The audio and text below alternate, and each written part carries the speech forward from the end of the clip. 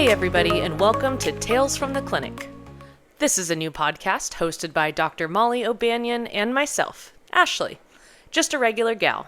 The premise of this podcast is all things pets and veterinary medicine. Dr. Molly is here to do that part.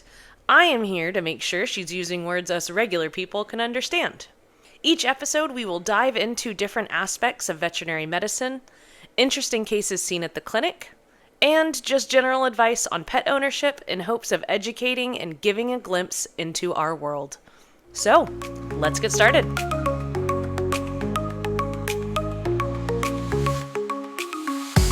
Hey everybody, welcome back to the podcast. We are getting into another one of Molly's favorite kinds of episodes. Another one. DJ. Color? I don't know if we have to. We the best. No royalties going to be paid. We are talking about another case story. This case story is Mr. Tickles? Mr. Tickles and why you shouldn't eat Dog beds. dog beds. And Especially the best if part, you're not a dog. yeah, he's not a dog, he's a ferret. He didn't want his dog to have a bed. Mr. Tickles had a plan. So I guess we'll start. I always like to start from the beginning because it's always the kind of the mystery of whenever they come in. You call us, describe symptoms, and then we go from there. So Mom, Liz, she called a new client. Her wonderful ferret named Mr. Tickles this is my favorite part. He was known for eating abnormal things. He's a lifetime troublemaker. Untrustworthy. And so kind of pointing out it's good to know your pet. Pay attention, people. Yeah, I know my pet likes to chew on my dog, my cat. Well, your pet likes to chew on your dog? No, kind of. When she gets too close, they attack. But like one of my cats, Edgar, he likes to chew on plastic. So I have to keep plastic things out of the way. Ladybug is a puppy and chews on everything. She's crazy. She recently destroyed a mechanical pencil. Oh, lead poisoning. That's excellent. Oh no, the whole rods stayed intact. She chewed all the plastic. That's impressive. Right? So I think she's upgraded. I don't think she's dumb. I think she's just nervous. No. Decline. So yeah, so we come in. We know that we chew on abnormal things. Abnormally. God. Usually, a lot of times it seems like we end up fine, and sometimes things can pass, but we were presenting symptoms that were weird. We weren't acting right one night. There was some vomiting. We couldn't keep fluids down. Lethargy, increased shedding, which is a stress response for a lot of exotics. It's a sign of stress. But it's a sign of stress for everybody. I shed when I'm stressed. But honestly, that not keeping fluids down, that was a major, major clue for me.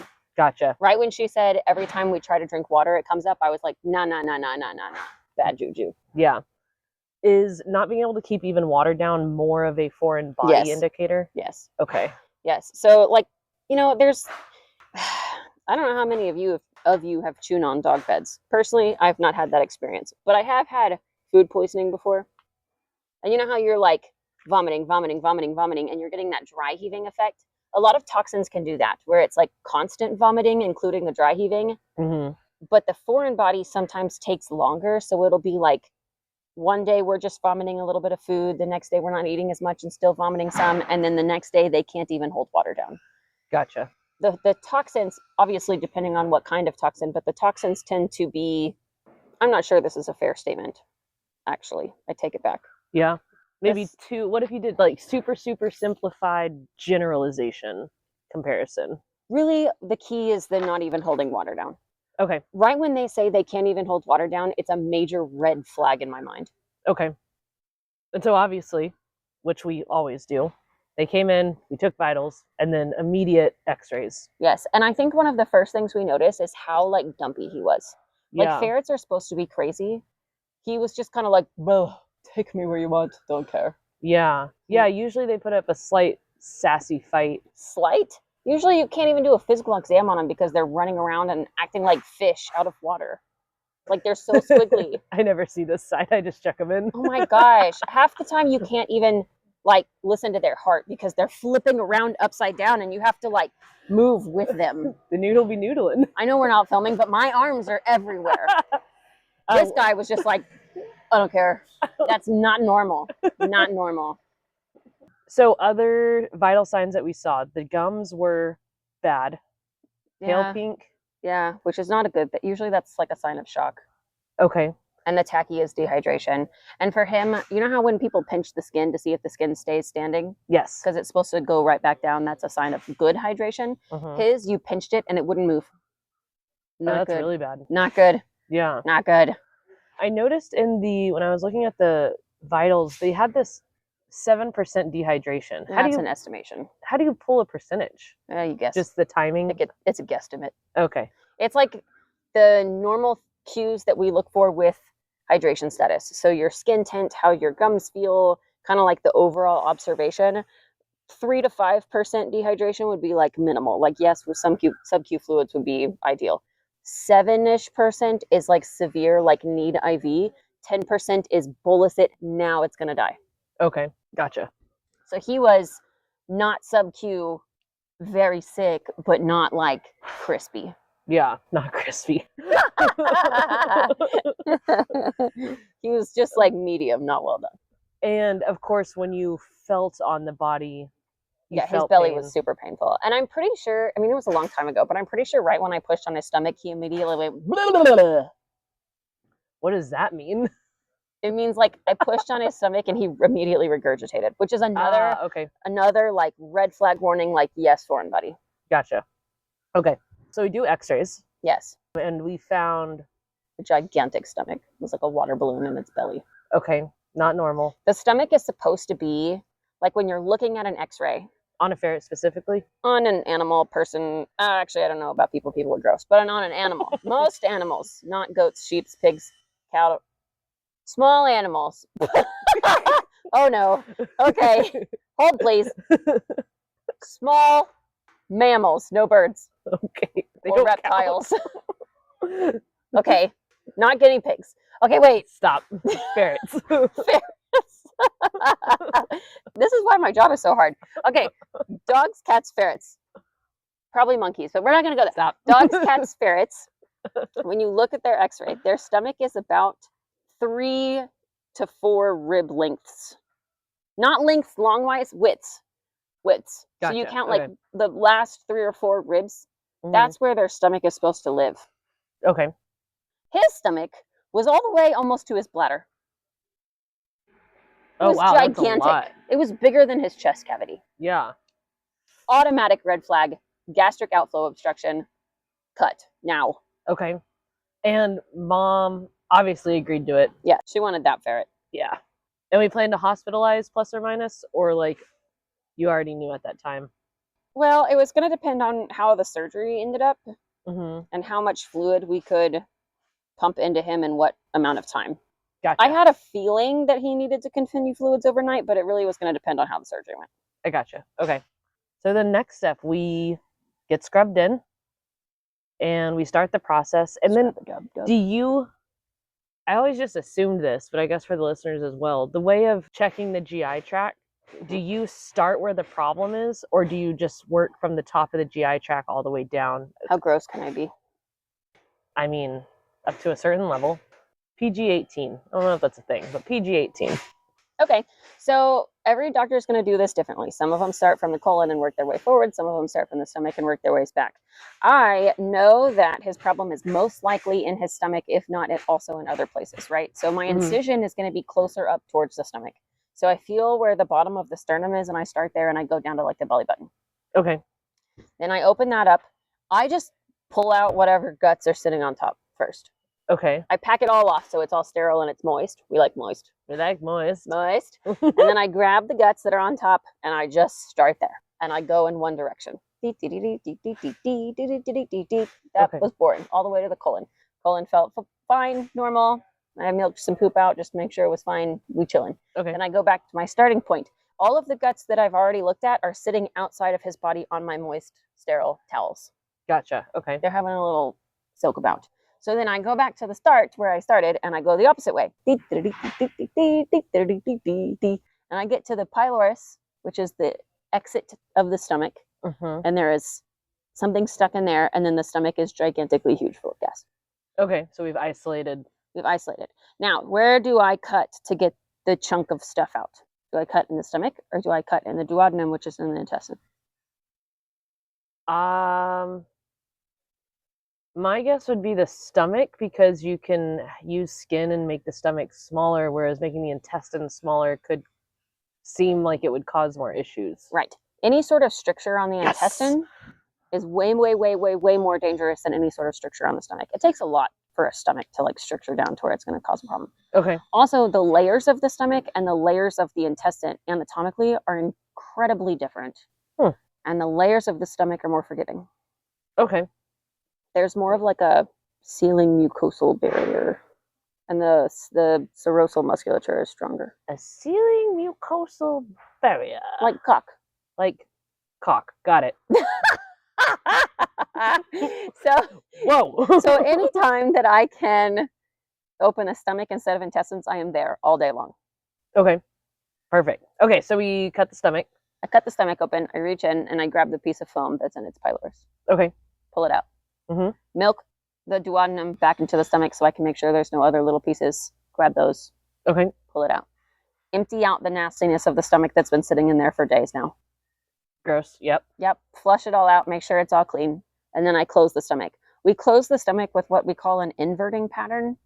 So like you close the stomach with two different suture patterns. The first one puts the two edges of the cuts right up next to each other. The second one folds it in on itself so that it's like a blanket folded inward. Like another area of protection. It's more a caulk. More cock. Got Extra caulk. Caulk on caulk. Cock on cock. Put too much caulk in a house, it's not good. But in a stomach, it's fine. There was an issue with the stomach, though, right? There was a dead spot. A dead spot. Where it had like blocked off the blood supply. Yeah. Is that a good spot to cut? Hell no, H2O. So the tissue looks different. Like inflamed tissue is red to purple. Dead tissue is purple to black. And when you relieve the pressure of the foreign body and like massage the tissue, if it's going to come back, it will improve in color. Okay. This got grayer, which is not good. And so instead of risking just closing him up and that piece of stomach dying off, I decided to remove it, which would leave an opening and then he would go septic and die. Okay. I just decided to remove it. So I just cut it out and then I closed that hole. Gotcha. Okay. With the same inverting pattern. Gotcha. Okay. I just had a bigger stomach cut. So what? I mean, like a gastric sleeve. And would you consider him, I mean, did the surgery go as planned? Was the dead area kind of expected? I actually don't see that many dead areas like that in the stomach very often. I see them more in the intestine, but I would prefer it in the stomach because it's easier to handle in the stomach. So I was fine with it. Okay. I don't know that he was fine with it, but he didn't have a choice. Honestly, though, the location of the foreign body was ideal because it was easy to, because I could go through the stomach instead of the intestines. Yeah. Can you imagine? Okay, so I have, like, it's challenging enough suturing dog intestines. Ferret intestines? How big are they, by the way? Teensy. Teensy? Like a spaghetti noodle? Or like an Alfredo? Not an Alfredo. That's a sauce. A linguine noodle. No, like a thick spaghetti. Like a, not an angel hair. Not an angel hair. After or before boiling water? Probably after, because they bigger that way. Yeah. Like one of those thick spaghettis. Like when you go to an Italian place where they hand make the pastas and they got lazy and didn't want to make it too thin. Yeah. Okay. Those places probably don't list their prices on their menu. Right. One of those. Yeah. So we did okay during surgery. We did end up deciding to hospitalize. His insides were sticky. Dehydration? Yeah. Okay. Everything gets like sticky and yucky. Which, you know, since we opened the stomach, we opened the GI tract. I flushed his abdomen out to make sure that there wasn't like any stomach acid in there floating around. And when I do that, I usually suck the fluids out. But for him, exactly, you're learning. For him, I flushed, I sucked, I flushed, I sucked, I flushed, I sucked. And then the last time we flushed, I just left it in there so he could absorb it. Okay. It's another form of fluids because they'll slowly absorb over the 24 to 48 hours. Yeah. But I still felt like he needed more. Yeah. Because that's not going to correct his systemic dehydration fast enough. Yeah. And we need to get them better faster. Yeah. He's Okay. little. He was itty bitty. So yeah, so we stayed the night. The next day we weren't doing great. And I know y'all advised for Mom to take to a 24-hour facility for monitoring. I think that was for overnight. That was for overnight? Okay. Yeah, I think it was for overnight. Or maybe, I don't freaking remember. Maybe it was a weekend. That's probably what it was. Probably. Because we were going into a weekend and I was like, he still needs a lot of care. And an ER would be ideal. But ERs are so freaking expensive and the normal people can't afford that. Yeah. So she decided to take him home. Which I am never going to force anybody to do anything because it's their own animals. It's my job to recommend best Gold and then standard. work with a middle, right? Or help you find a middle. Yeah. And she seemed very willing to do whatever she needed to do. Yeah. So I was like, okay, let's come up with a nursing plan that you can do at home that is as aggressive as I feel comfortable with you doing. Yeah. And then to our surprise, I think, she ended up kind of putting a cool twist on that at-home treatment. Yeah, wasn't she like a massage artist? She's a massage therapist. She's a massage therapist, and she had a... Not knocking. She's probably an artist with her hands. She's a hand wizard. Yes. LLC. God. But she had a PEMF unit that she used for her clients. For her clients, yeah. And I was like, dude, yes, stick the ferret on it. And from when I was trying to research it, so PEMF stands for Pulsed Electromagnetic Field Therapy. And the thing has like a red light on it. Is it like our cold laser therapy? No, because that's like laser. That's like light. This is like electromagnetic. Okay. This is more like an Assisi loop, but a mat. Gotcha. Okay. And the whole point is nerve stimulation. And you use it, I know she uses it for muscle regeneration, soreness, kind of getting the feeling back in certain areas, I think I was reading as well. Yeah, it helps with like new cell growth. Yeah. And so she would... And decrease inflammation. Put him on it. She would put the ferret on the mat and run the mat. And the ferret would be electromagnetic-fied. Yeah. And he recovered, as far as we know. We haven't heard from her in a while. He recovered. Well. And then he ate something else. And then he came back. He recovered, and then literally like 3 or 4 weeks later, he ate something else. Foam earplugs, I read. Oh my gosh. He's got a foam problem. He does have a foam fetish, doesn't he? Yeah. Let's just stop it. There are better things, like food. I would way prefer like food over foam. Why? Why can't you chew on spaghetti noodles? I will never understand. Mr. Tickles. I will never understand. He doesn't want dogs to have beds. He doesn't want people to have earplugs. The morals of this story are a multitude of things. She was very in tune with her animal, which is why she knew something was very wrong, which is important to do. And like seconds count whenever. Once foreign bodies are realized. Yeah, once they like actually block, it's important that you move quick. So learning your pet's habits and what's that word? Schedules? Annoyances? Annoyances. Yeah, it's annoying that my dog chews on everything. Yeah, sure. Annoyances. That's a good way to communicate with them when something happens, not if something happens, because something always happens. And then if you can't afford the gold standard of spending $15,000 at an ER facility getting your ferret right, there is probably something you can offer them at home. As long as you communicate with your vet and y'all make a plan together. Y'all are a team trying to get your pets well again. Don't feel like they're bullying you to go to the ER and you can't afford it, so they're not on your side. Yeah. Like they might be telling you to go to the ER because that's the gold standard. Mm-hmm. But if you are honest with them and you say, hey, look, I can't, I would hope that they would work with you to find the next step. Yeah. So thank you, Mr. Tickles. Thanks, Tickles. Stop eating crap. Please. But yeah, I will... Liz is awesome. I've looked into her website, and they do, it looks like some pretty magical hand wizard things. Hand wizard? Yeah, she's got her own website. I believe it's lizkeels.com. I'll put it in the description. But a shout out to her and her business, just because Mr. Tickles brought us an episode. Yes. And did it tickle your fancy? Every time. You're welcome. We'll see you next time. Make good incisions. for joining us on Tales from the Clinic. Again, we are your hosts, Dr. Molly and regular Ashley. For more insider scoops into the vet med life and pet ownership, hit that subscribe button for updates on new episodes, and of course, share our channel to spread the word. Check the podcast notes below to see how you can get in contact with us. You can find all of Dr. Molly's affordable pet healthcare clinics on social media as well. Thanks again, and talk soon!